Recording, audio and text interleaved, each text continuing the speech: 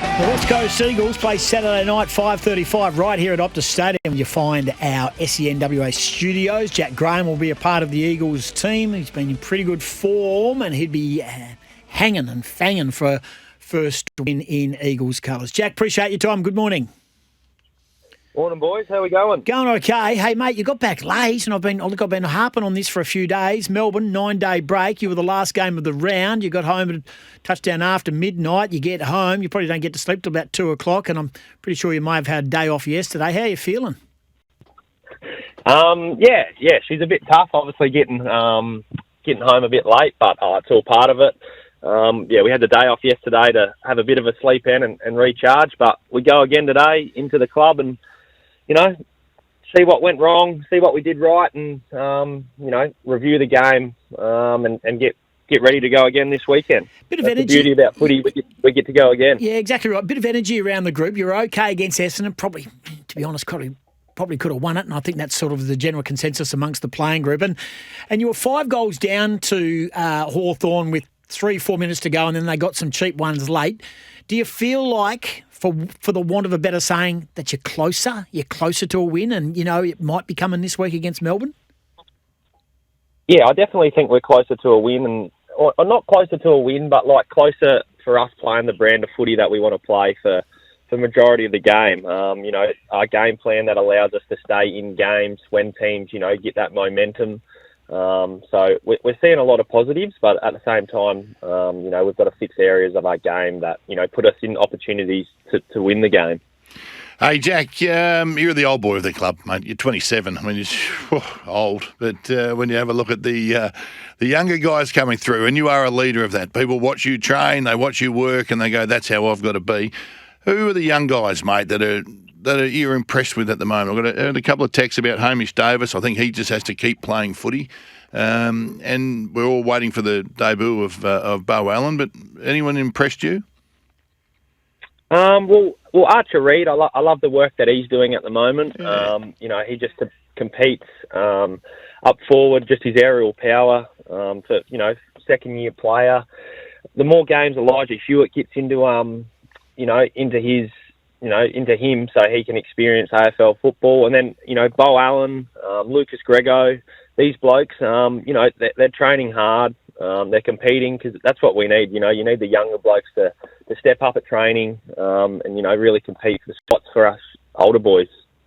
You like the work of Hamish Davis? I think he's a running machine, and as I said, I think he just needs to keep playing footy. He got subbed out on the weekend, but I just think he's one of those guys that his body's fit enough, he works hard enough that he can maintain the rigours of AFL footy for probably longer in his first year. Yeah, I love Hammer, the way he goes about it. He just wants to get better. He's always out there, 10, 15, 20 minutes after training, working on his skills. As you said, his work rate's huge, so he's got a tank to, play AFL football. And the thing I love about him is he's just always asking questions and finding ways how he can improve. So, yeah, he's a beauty. Hey, Jack, I went over and when you took on Richmond in the pre-season game over at MRP, and I think in the first literally 3 bounces you laid about 7 tackles, and I thought this is going to be a long year for you. But you are a tackling beast, and it's been a part of it's probably your one wood in the game. You're so physical. Do you practice tackling, or do you just try not to do as much during the week? Is it something that you can get better at, and have you had to change technique with the way that the game is umpired and slings and all sorts of stuff? Because for a man who lays as many tackles, I can imagine you sort of tackle close to the line sometimes. Yeah, obviously it's hard with players, lifting shoulders and ducking and weaving. But yeah, it probably just comes back down to technique. Even on the weekend, I remember tackling Ginnivan, and I kind of know if he's gonna lift his shoulder here or something, and it's bloody hard because it's a split second decision. So for everyone, you've got to tackle, but it's more about getting your technique right, setting your feet. But I wouldn't mind a couple of the other boys laying a few tackles to help out. You're very. Can I just make mention? Yeah, I like that. Can I just make mention? So you've played one lesser game because you had that little bit of a hip knock and you didn't play on the away game. You've had 46 tackles in 6 games. Jack Hutchinson's only played 4 games. He's second on your tackle list of 24. And the only the nearest 7-game tackler is Jamie Cripps with 23. You're right. You do need to get a chop out with the tackling from some of your teammates. Hey, just on a quick one on that. So we saw on the weekend that Paul Curtis is going to the tribunal for his tackle on SEN, drove him into the ground. The question is, and Adam Simpson said it here yesterday, what is he meant to do when you're laying a tackle and a player's got momentum going forward? What do you do? Harley Reid got buried into the ground by Nick Watson. And Harley's lucky his knees went into the ground and stopped that forward motion. Are you a bit confused? Do you think Paul Curtis has got a case to get off? Have you seen it? What's your view? Yeah, I've seen it.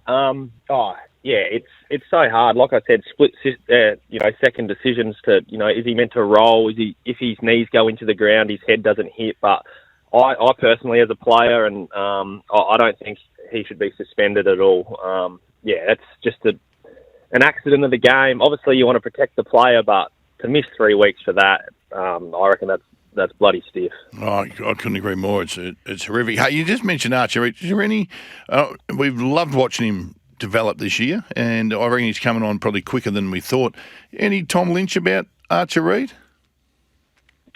Yeah, a little bit with the way he competes and flies at the ball. Hopefully he doesn't get as aggressive as Lynchy, but that might come down the track. So, once he starts taking a few more marks and kicking bags, and I'm sure he can throw his weight around a bit like Lynchy. White line fever, Lynchy. He's the nicest bloke off the field. He's so quiet. So quiet.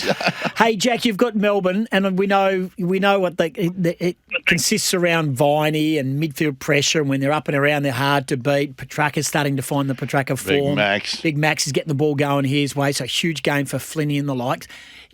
Do you feel like your midfield at its best with yourself, and if Bakes goes through there and Harley Reid and a couple of others go through there, that you can match it with Melbourne? Because it's a very cliche, but that's where this game could be won and lost, in the starting midfield. Yeah, definitely. They're a quality side, and Big Maxi, he's up and firing. So it's more about the way we can look at it, minimise and maximise. So when they do, obviously they're going to get clearances. So when they do, just, the minimise the quality of them, and, make them dirty entries. And then on the outside, that's where we can really make them pay. So we'll review them over the next couple of days. But, majority of the game can probably be won, in the centre bounce. Righto, Jack. We know, mate, you are tough. You work harder than anyone. And I know you're thick-skinned, all right, because you need this when you come on this show, because my mate over here will generally point out something he'll go to AFL tables, he'll find something that you're just not doing enough of, and he's going to mention it to you right now. Feel free to tell him to bugger off, but he is also at the moment, I'm calling him Jiffy because he's a firelighter. He's changing careers with people. We did it with Toby Bedford. What is the one thing that you would like to see more of, Jack? Jack, 137 games, 51 goals. Not a season's gone by where Jack Graham hasn't hit the scoreboard. I know we're only 6 games into your West Coast Eagles career, but, mate, you seriously need to hit the scoreboard at some stage. Yeah, that's absolutely fair enough. I agree. I think I've hit the post twice behind, but hopefully, I'm still sniffing to that first goal in in the Eagles' colours. So hopefully this Saturday night I can kick one and give a good celebration. Yeah, look up at the box, mate. We're next to the coaches. You can look up and just give us the bird, mate. Don't give us the bird. It'll cost you $1,500. Just give us whatever you like. Say there it is. We will cheer as loud as possible, mate, because we love Jack Graham. Goss will be the bloke hanging out the window with the headset on, just screaming for you. Hey, go get him, mate. We appreciate you coming on our show. We've been longing to get you on, and we appreciate the Eagles for giving you up this morning. And enjoy training if you can do such, and we look forward to seeing you on Saturday night. Too easy, boys. Thanks for that. Have a good day. He's a ripper. How come him and Baker are rippers? Just watch him on the field and you go, love him. Yeah. Love him, and then you talk to him like that and you go, love him even more. You know what? You know who he is? He's a ripper. He's a ripper. Regarding Curtis, you can't push someone in the back, says Anton. No, that's exactly right. No, but hang on. It's a push in the back. Yeah. It's exactly what it is. It's not 3 weeks. It is not 3 weeks. We'll take a break.